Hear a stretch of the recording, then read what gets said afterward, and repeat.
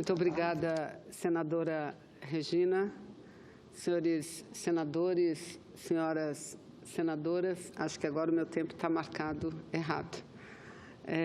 Eu quero, senhora presidente, antes de iniciar o tema que me traz à tribuna no dia de hoje, senhores senadores, fazer como tenho feito todos os dias que subo à tribuna, mostrando esse cartaz.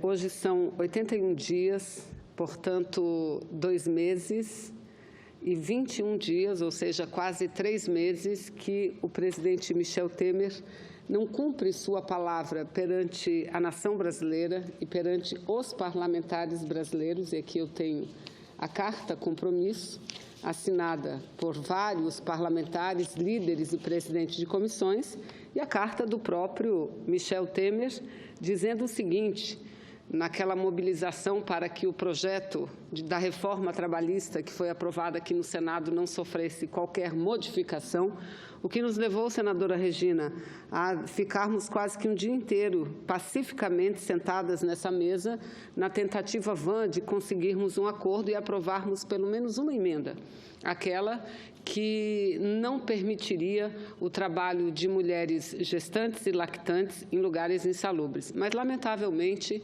fez uma grande ofensiva Michel Temer e enviou uma carta para o Parlamento dirigida às senhoras e aos senhores senadores. E na carta que ele assinou e enviou, essa carta foi trazida em mãos pelo líder de seu governo no Senado Federal, o senador Romero Jucá, ele diz o seguinte, que os problemas apresentados e as críticas feitas pelo conjunto de senadores e senadoras ao projeto serão resolvidos através de vetos e da edição de uma medida provisória. Ou seja, vetos não aconteceram, porque ele fez a sanção da lei sem estabelecer um voto sequer. Então, nos resta agora cobrar, aguardar e exigir que a medida provisória seja editada rapidamente. E não adianta o líder do seu governo vir ao microfone e dizer o seguinte, que o presidente está esperando novembro chegar, porque, de acordo com a lei aprovada, as mudanças na legislação trabalhista começam a vigorar a partir de novembro. Não! Se, de fato, o governo tem como objetivo fazer aquilo que disse e prometeu e assinou e se compromissou perante a sua bancada aqui no Senado Federal, que é de modificar a legislação, essa modificação já deveria ter sido feita, porque, do contrário, só trará ainda mais estabilidade a um mercado de trabalho que vive uma das piores fases de todo o seu desenvolvimento. Nós temos quase 13 milhões de desempregados. É certo que alguns empregos têm sido criados ultimamente, mas são empregos informais, ou seja, na expectativa já de vigorar a nova lei que rege as relações do trabalho no Brasil, porque é uma lei que precariza absolutamente as relações de trabalho. Eu aqui falei das gestantes, mas poderia falar do salário intermitente, que é aquele onde o trabalhador e a trabalhadora são contratados por hora. E se no cômputo do final do mês as horas trabalhadas não corresponderem sequer ao valor do salário mínimo, não tem problema, porque a trabalhadora ou o trabalhador não receberá o salário mínimo, ou seja, acabam com o salário mínimo. Dizem que preservam os direitos conquistados na Constituição. Também não é verdade, porque a Constituição garante 13º, férias, descanso semanal remunerado para os trabalhadores e trabalhadoras com carteira de trabalho assinada. E eles aqui, senador Regufe, criaram, e Vossa Excelência lutou e votou conosco contra essa reforma, eles criaram a figura do trabalhador autônomo, aquele que pode ser contratado com exclusividade ou não, de forma contínua ou não, mas é um trabalhador autônomo. Esse não tem carteira assinada, portanto, não tem direito a férias, não tem direito a 13º, não tem direito a nada. E ele pode ser um trabalhador substituindo aquele que hoje atua na linha de produção, ou na área de serviço, ou no comércio, em qualquer setor, com a carteira de trabalho assinada. Então, hoje são 81 dias que Michel Temer deixa de cumprir a sua palavra. Eu aqui reafirmo. parte da palavra já foi descumprida e não há mais volta, porque ele não promoveu um veto sequer. O trabalho insalubre para gestantes e lactantes, ele ficou de vetar, senadora Regina, e não vetou. O que significa dizer, em outras palavras, ele concorda que mulher gestante, que mulher lactante, aquela que esteja amamentando seu filho, possa ter a possibilidade de trabalhar em lugares insalubres, ficando de pé o dia inteiro, trabalhando com produtos nocivos à saúde sua e da sua criança, que representa não só o futuro da sua família, mas o próprio futuro do nosso país. Então, dizer, senhor Michel Temer, o Brasil aguarda com muita ansiedade a edição dessa medida provisória. E não pode ser uma medida provisória fake, para fazer de conta que está mudando, não. Nós queremos mudar todos os itens que aqui estão elencados, todos os itens. O trabalho intermitente, a jornada de 12 por 36, a salvaguarda na participação sindical, na negociação coletiva, o problema das gestantes e lactantes, a insalubridade e a negociação coletiva, porque ele coloca a negociação individual acima da negociação coletiva, o dano extrapatrimonial, que é de uma inconstitucionalidade absurda, porque as pessoas são medidas pelo seu salário e não pela questão humanitária. Ou seja, se dois trabalhadores sofrerem o mesmo acidente num local de trabalho, ganhará e terá uma indenização maior, senadora Regina, aquele que receba um salário maior do que aquele que recebe um salário menor. Isso induz, inclusive, a que a violência sobrecaia sempre nas costas dos mais fracos e das mais fracas. O autônomo em trabalho exclusivo, enfim, uma série de pontos que nós aguardamos que todos esses pontos têm que ser modificados para que a gente possa mudar essa reforma, que é um dos maiores absurdos que eu já vi em toda a minha vida parlamentar. Eles simplesmente, na cara de pau, estão rasgando a CLT, na cara de pau estão acabando com uma das maiores conquistas do trabalhador e da trabalhadora, que é o direito a, no mínimo, receber um salário mínimo.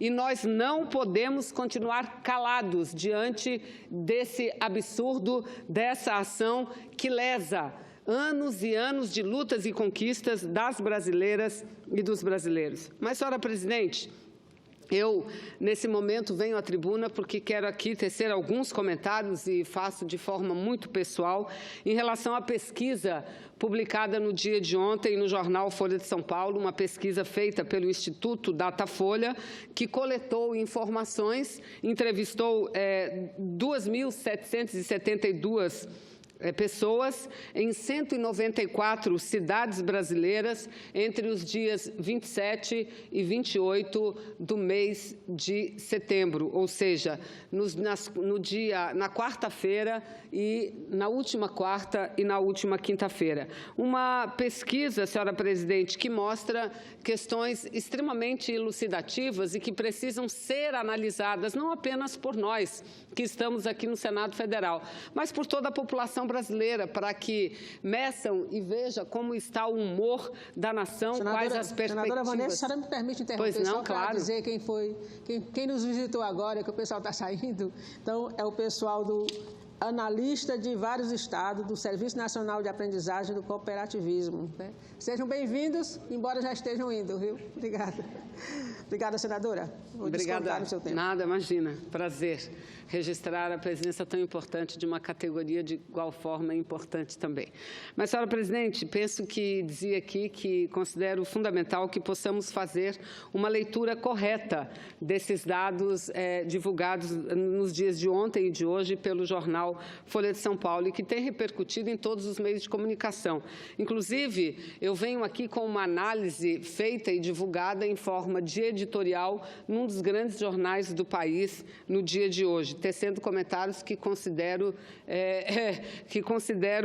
sem nenhuma lógica, senhora presidente, daqueles tipo assim que procuram tapar o sol com a peneira, procuram mostrar uma coisa e tentar convencer a população de que 2 mais 2 não são 4, que 2 mais 2 possivelmente sejam 3 ou 2,5, senhora presidente. Então, creio que fazer a análise correta é fundamental. E eu aqui levanto 3 aspectos somente, porque a pesquisa é longa, mas quero levantar 3 aspectos que considero da mais extrema importância, sobretudo aspectos que devam estar muito presentes no cotidiano da política brasileira, para que possam servir como norte, como orientador das ações que o Parlamento tem tomado e da forma como o Parlamento tem agido nos últimos tempos. O primeiro aspecto que eu levanto é a rejeição recorde do presidente Michel Temer, a rejeição recorde que alcançou o presidente Michel Temer. Não há nenhuma novidade quanto a isso, até porque outros institutos que cotidianamente também divulgam pesquisas já haviam mostrado com muita contundência que Michel Temer bateu todos os recordes históricos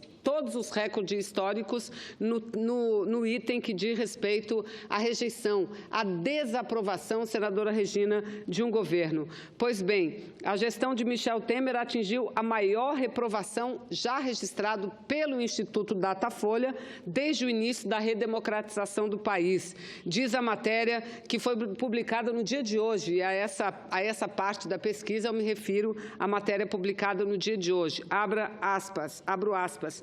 Consideram o governo ruim ou péssimo 73% dos brasileiros. Com isso, Temer tornou-se o presidente mais rejeitado pela população desde o fim da ditadura. Apenas 5% avaliam o governo como ótimo ou bom. Trata-se da aprovação mais baixa desde setembro de 1989, quando o ex-presidente José Sarney, em meio à crise da hiperinflação, teve o mesmo índice, fecham aspas. Ou seja, senhora presidente, isso não mostra somente uma incapacidade política, uma incapacidade moral, uma degradação moral do governo de Michel Temer. Aliás, um governo ilegítimo, que galgou essa posição não através do voto democrático da população brasileira, mas galgou a posição porque tramou e conseguiram realizar no Brasil um golpe parlamentar que, infelizmente, teve a complacência da maioria das instituições e dos poderes da República do nosso querido Brasil, senadora Regina. Então, um governo que chegou sem nenhuma credibilidade. E aqui eles dizem o seguinte: não, mas ele era vice-presidente. Ele, naturalmente, era o sucessor. De fato, era o sucessor em outra situação, não nessa, em que tiraram uma presidenta não porque ela se transformou em ré perante a justiça brasileira, não porque qualquer de seus aliados estivessem andando para cima e para baixo com malas de dinheiro, não porque algum ministro seu foi pego com um apartamento, foi flagrado tendo um apartamento onde guardava mais de 51 milhões de reais, não. Eles inventaram um tal do impeachment, um crime de responsabilidade, as tais pedaladas fiscais para tirar a presidenta Dilma. Então, veja bem, esses dados que mostram que ele bateu o recorde em desaprovação, e a pesquisa do Datafolha mostra que apenas 5% da população brasileira o aprovam. Lembrando que há uma semana a CNT, a Confederação Nacional do Transporte, publicou uma outra pesquisa e naquela 3% somente da população brasileira aprovavam ou aprovam o governo de Michel Temer. E isso, eu repito, não mostra somente uma descrença da população brasileira em relação à incapacidade moral, à degradação moral desse governo, mas mostra principalmente que a população brasileira reprova a política que vem sendo adotada por Michel Temer desde a hora em que ele indevidamente sentou à cadeira da presidência da República. E foi no mês de maio, não é, senadora Regina? No dia 13 de maio, que ele assumiu provisoriamente e, posteriormente, 31 de agosto, definitivamente com a cassação, infelizmente, a aprovação pela maioria aqui nesta casa do impeachment, entre aspas, barra golpe contra a presidenta Dilma. Então, veja, a população reprova. E hoje, a cada dia que passa e a cada novo fato que vem ao conhecimento público, ela percebe que aquilo que nós dizíamos, tínhamos razão. Por mais que ela rejeitasse em acreditar na época, mas hoje a população reconhece que nós tínhamos razão. Aliás, que o que disse o senador Romero Jucá, quando flagrado foi, numa gravação que se tornou pública, era a mais absoluta verdade, ou seja, dizia ele que precisava de um governo não eleito, porque um governo eleito não conseguiria fazer as reformas tão impopulares como aquelas que precisariam ser feitas. Precisariam, entre aspas, precisariam sob a ótica deles, sobre os interesses deles, dos poderosos, do grande capital, dos grandes empresários, dos sonegadores, que precisaria dessa pausa na democracia para aprovar essa pauta regressiva e recessiva. Aliás, o próprio ministro Lewandowski, ministro do Supremo, à época presidente, que foi quem dirigiu a sessão de julgamento aqui no Senado Federal, disse que o Brasil vive uma pausa na democracia. Então, tinha razão o líder quando disse aquilo a um correligionário seu, que precisava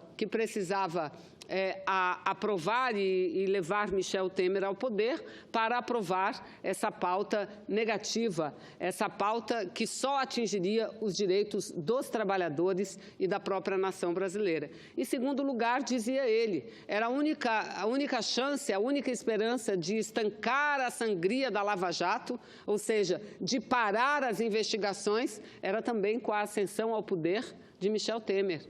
Na vã expectativa que tiveram eles de que a Lava Jato paralisaria ali os seus trabalhos, porque já havia pego o PT, membros do governo do PT, então não precisaria mais avançar. Veja, a Lava Jato avançou, e avançou exatamente no foco norteador, no foco inteligente, pensante, dirigente da corrupção no Brasil. Tanto que a última denúncia contra Michel Temer envolve nada mais, nada menos do que 7 pessoas importantes da República, que foram ou são ministros, além do presidente Michel Temer. E desses 7 arrolados denunciados perante o Supremo Tribunal Federal, 4 nada mais do que 4 estão presos e 3 estão ainda definindo os destinos do Brasil lá no Palácio do Planalto. Então, veja, essa é uma percepção que a população brasileira tem em relação a Michel Temer. Ela está decepcionada, porque muitas das pessoas que bateram as panelas, aliás, está na hora de voltar a bater panela de novo, voltar a bater a panela contra a reforma previdenciária, contra a reforma trabalhista, contra a venda da Amazônia, contra a privatização da Eletrobras. E aqui, senadora Regina, eu cumprimento os bispos do Nordeste brasileiro que fizeram uma belíssima manifestação contra a privatização da Eletrobras, porque eles sabem, tanto quanto nós, que privatizar a Eletrobras significa privatizar e acabar com programas sociais importantes de universalização do acesso da energia elétrica aos mais carentes, aos mais pobres, aqueles que vivem no interior da Amazônia, no interior do Nordeste brasileiro. Então, essa é a percepção que tem a população e, por isso, rejeita Michel Temer, rejeita profundamente o Michel Temer, porque defende a Amazônia, e Michel Temer quer vender a Amazônia, entregar as terras brasileiras aos estrangeiros. Michel Temer defende que trabalhador e trabalhadora contribuam 49 anos com a Previdência para ter direito a um mísero salário mínimo durante a sua aposentadoria. Então, é lamentável. A população brasileira que hoje percebe o que significou a aprovação da emenda 98, que estabeleceu um teto para os gastos públicos, mas um teto só nos gastos sociais e de infraestrutura, porque os gastos relativos ao pagamento de dividendos de uns juros elevadíssimos, um dos maiores do planeta, esse não tem limite nenhum. Lá, mensalmente, o governo paga, remunera o capital especulativo com a maior taxa de juros do planeta, senhora presidente. Então, Essa é a primeira percepção. A segunda percepção diz respeito ao fato de que 89%, vejam, senhores, senador Lazzero, 89% da população brasileira quer ver a abertura do processo contra Michel Temer.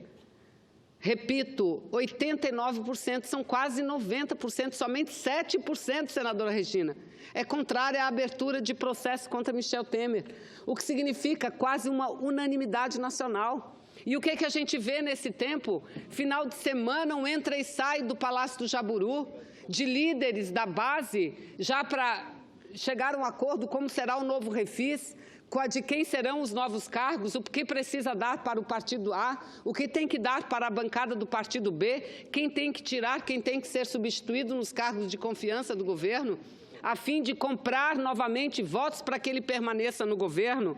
Então, repito, quase 90% da população brasileira, na primeira vez já compraram os votos e mantiveram Temer no poder.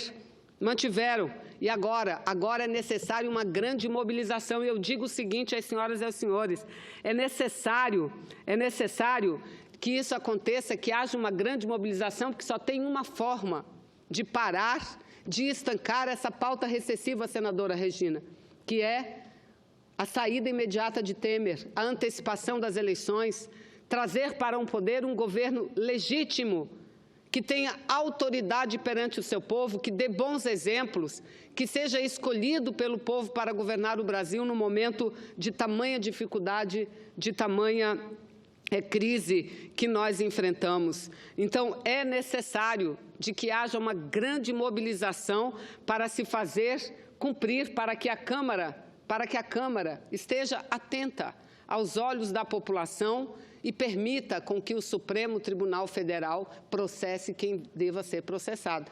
É muito dinheiro, é muita denúncia com muitas provas, senadora Regina. Não se tratam de ilações. Enquanto condenam alguns por ilações, mantém outros no poder com provas fartas de envolvimento e corrupção. E a terceira percepção que eu trago diz respeito ao presidente Lula, senadora Regina. Diante de todos os ataques que o presidente Lula vem sofrendo, eu aqui não sei exatamente quantas horas ele tem de telejornais, quantas páginas ele tem de jornais, quanto tempo ele foi notícia de cada rádio grande ou pequena desse país, mas diante de tantos ataques, de condenações sem provas, repito, o presidente Lula cresce na concepção da população brasileira. A sua rejeição caiu de 46% para 42%, senhora presidente. As menções espontâneas a ele aumentaram de 15% para 18%, e em todos os cenários, absolutamente todos os cenários, o presidente Lula sai, no mínimo, com 35 pontos percentuais. E aí também é preciso fazer a leitura corretamente, senadora Regina. E qual é a razão do presidente Lula crescer tanto? A população lembra o que foi o governo do presidente Lula. A população lembra que das 140 escolas técnicas federais, a essas se agregaram mais 500 escolas técnicas federais em todos os interiores desse país, inclusive no interior da minha Amazônia, do meu querido estado do Amazonas.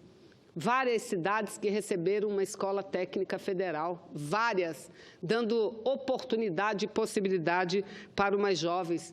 Foram 18 novas universidades federais.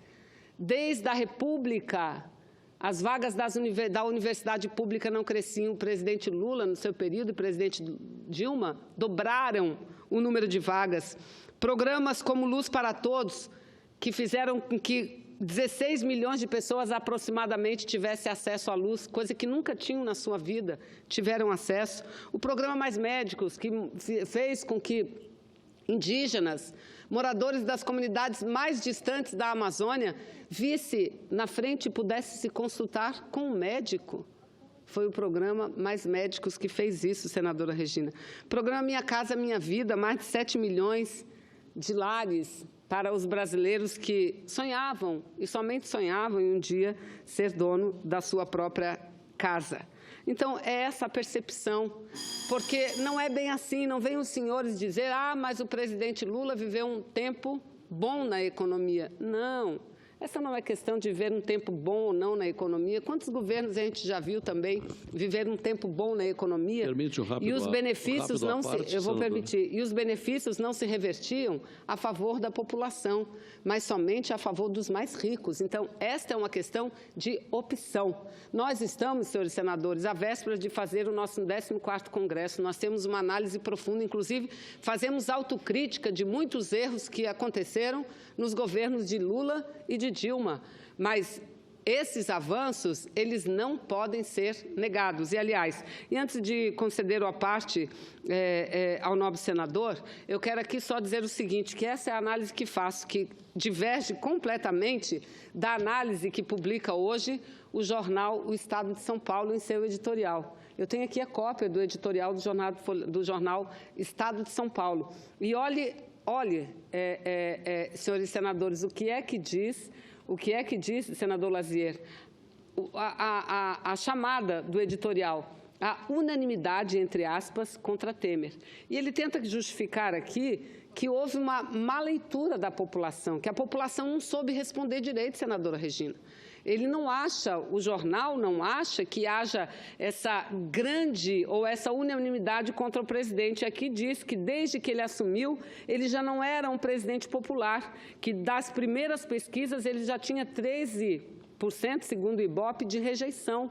13%, ou seja, tinha muita rejeição e só 13% de aprovação. E acha que está errado o método da pesquisa para chegar a esse número estrondoso de que só 5% no Datafolha aprovam Michel Temer. E diz o seguinte, que exatamente isso acontece, segundo a leitura deles, no momento em que o Brasil se recupera. Veja, eu vou ler aqui, e essa degradação, o jornal avaliando, é ainda mais espantosa porque se deu num período em que finalmente o Brasil começou a dar sinais alentadores de recuperação econômica depois da trágica administração de Dilma Rousseff.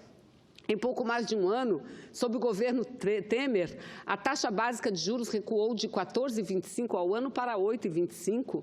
A inflação, que era de 9,28 em abril de 2016, deve fechar o ano de 2017 em 3%, recuperando parte do poder de compra. O desemprego começou a ceder, a produção da indústria, que chegou a cair 11,4%, voltou a subir. Ora, tenha paciência. Nós também sabemos fazer análise. Primeiro, essa recuperação da economia, ela já podia ter acontecido muito antes, não fosse a irresponsabilidade da oposição, que desde o resultado das eleições de 2014 não deixou Dilma governar, e depois nós ficamos sabendo, pelo próprio senador Aécio Neves, que também flagrado numa gravação disse, só fiz aquilo para encher o saco, entrar contra a presidente Dilma. Mas foi ele que entrou com um processo contra a presidente Dilma. Foi ele que pagou, através de seu partido, R$40 mil para uma advogada entrar com um processo, redigir uma peça de impeachment contra a presidente Dilma. Aliás, se é fato que os juros hoje caiu, mas devia ter caído antes, porque a inflação caiu muito antes. E se a inflação caiu, foi por conta do desemprego e da recessão. Então, nós passamos, senador Lazier, mais de um ano drenando os cofres daqueles que utilizam o dinheiro para especulação, porque o juro devia ter caído, o juro real aumentou no Brasil durante esse último tempo, só agora caiu aos níveis que estavam antes de ele assumir o poder, porque se a gente for ver aqui, inflação de 3, com juro de 8, nós temos 6% de juros ainda, reais, 6%. E quanto tempo o juro ficou 8%, 9% durante esse ano e 4 meses de Michel Temer? Então, é lamentável que o governo diga isso. Aqui, o que diz a Folha de São Paulo? De cada 10 empregos que são gerados no Brasil, 7 são informais. Repito, está aqui, jornal Folha de São Paulo, 7 em cada 10 novos empregos são informais, segundo dados do IBGE. Mas vamos lá, diz aqui também, aqui ele diz, não, que é um governo que tem responsabilidade, que agiu de forma célere e responsável para debelar a crise legada por Dilma. Isso é o que diz o jornal aqui. Mas pera lá, que responsabilidade é essa? Está aqui, ó. Está aqui a própria Ana Paula Vescov, que é a secretária do Tesouro Nacional do governo Temer, está dizendo o seguinte: ganho extra em leilões será corroído por perdas com refis. É essa a responsabilidade fiscal? É essa?